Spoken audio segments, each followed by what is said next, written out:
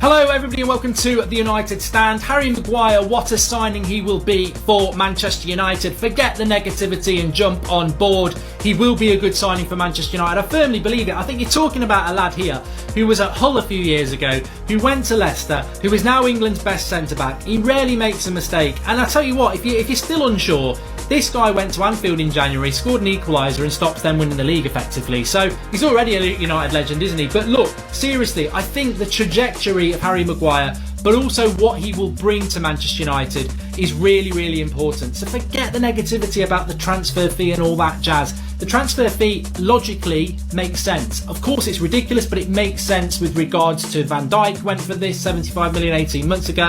He's English, he's England's best centre-back, he's Premier League proven. It's going to be 80 million. But what does Harry Maguire bring to Manchester United? And ultimately, is it our money? Not really. But for a long time. Garnacho, Real Madrid's going to be a problem at some point. I hope it's not, but I'm absolutely convinced that that is going to be a problem. I don't want to say it because I love Garnacho. And I think his potential is great. But I said this, I think I said it last season, not this season, I said it last season. I can just see at some point his dream is going to be Real Madrid, and Real Madrid are going to swoop in just like they did with Ronaldo. I can see it coming a bloody mile off. But look, if that happens, it happens. You enjoy what you've got and you cash in on what you've got, and hopefully you've got a club that's stable enough and has the ability to adapt. That's for the future. To Manchester United and Manchester City, they are quite close this year, and I don't think some people want to acknowledge that. When constructing a combined 11, there are numerous Manchester United players that at this moment in time, I think Man City have dropped a little bit from where they should be, and I think Man United have stepped up a big gap. So I think there are some United players that walk straight into this team.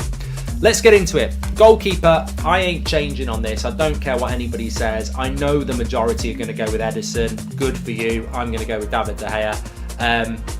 I've seen such a massive improvement in David De Gea under Erik ten Hag. De Gea's distribution this season has been immense. So much better, so more reliable. His goalkeeping is still brilliant. I'm taking De Gea over Edison, I'm sorry. I just am. I'm going to do that. I actually think this season De Gea is better than Edison. I keep hearing this nonsense that John Stones is the best centre-back in the Premier League. I don't think he's the best centre-back in England, to be honest, but that's a different conversation. John Stones is very steady, but he ain't. This is just typical nonsense. Let's overhype English players again. John Stones is the best centre-back in the Premier League.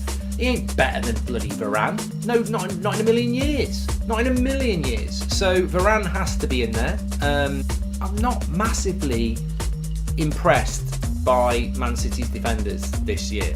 But the best centre-back pairing for me is Martinez and Varane, so I'm going to go Martinez and Varane, which means there's only one Man City player in the back five of our combined 11. Casemiro, probably similar to Varane. You'll get people saying, Rodri's better than Casemiro. Not this season. Not right now. I think Casemiro's probably the best CDM in the world at the moment. Defensively, he's flawless. He completely dominates games and runs games. But he's also had more freedom at Manchester United to express himself in a way that he never did at Real Madrid. Some of his passing is sensational. So in goal, it's David De Gea. I totally understand that Liverpool fans are going to say we're happy with Alisson. Alisson's better than De Gea. But as a Manchester United fan, I would be massively underselling my goalkeeper to allow him to be not in a combined 11. David De Gea, over the last 6 years, has definitely been the best goalkeeper in the Premier League. He had a bit of a dodgy season last season, and Alisson had a very good season last season. However, if you're asking me what goalkeeper I want in a combined 11, I'm going to go David De Gea. Yeah, Alisson's got better ball distribution, but for me, David De Gea is the better goalkeeper. This season, I think we're starting to see the best De Gea, and that's the best goalkeeper in the league for me. So De Gea is in goal. I really love this one. For me, Wan-Bissaka is the right back. Now, again, I can hear everyone going, you're mad. Even some United fans will say, you're mad, Trent Alexander-Arnold's better.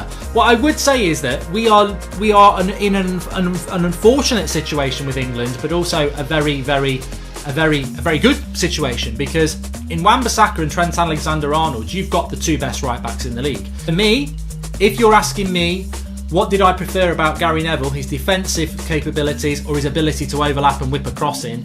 every single day of the week it's the defensive capabilities, because that's what a right back's there for. There's no point having a right back who can get forward and put a cross in if they can't deal with a decent tricky left winger. And that is where Wan-Bissaka to me is more important, because he's a better defensive right back than Trent Alexander-Arnold. I think both of them need to work on those things. Wan-Bissaka going forward, Trent Alexander as a defender. For me, yes, it is a little bit biased because he's a Manchester United player, but a right back should be able to defend, and I don't think there's a better right back defensively in the Premier League at the moment. So it's Wan-Bissaka. And Maguire comes in here. Look, again, Liverpool fans are going to be going, Matip's better than Maguire, Joe Gomez is better than Maguire, and they'll even try the Lovren's better. I would hope that you wouldn't do that, Liverpool fans. But again, Harry Maguire is being tainted by a very large transfer fee and the fact that United have had a bad start to the season. None of which are his fault. It's not his fault he cost 80 million. It's not his fault that United have had a bad start to the season. He's been very good in the air. He's been very good at bringing the ball out from the back. And on top of that, over the last season or two at Leicester and for England, he's not put a foot wrong either. He's a very, very, very good centre-back who has proven himself worthy of that cause. So again, I don't dispute that Matip's a good defender, and I don't dispute that Joe Gomez has got the potential to be a very good defender. But for me, Harry Maguire is in there. And again, you know, we've picked 4 players, and I've got 3 players in there of United, and I truly believe that they should be there. And this, I think there was a case I was going to push the envelope a little bit. I was going to say I'm going with Martial, and I think Martial. I think if Martial could stay fit and have a season like I think he can, maybe next year we could say I would take Martial over Firmino. But at the minute, I think Martial's got the potential to be one of the best number 9s in the league. But at the moment,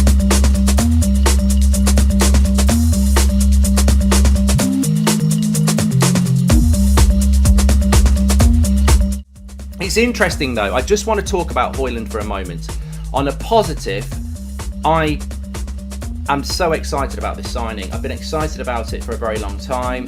It's exactly the sort of player that Manchester United should be signing. This is a striker for a generation.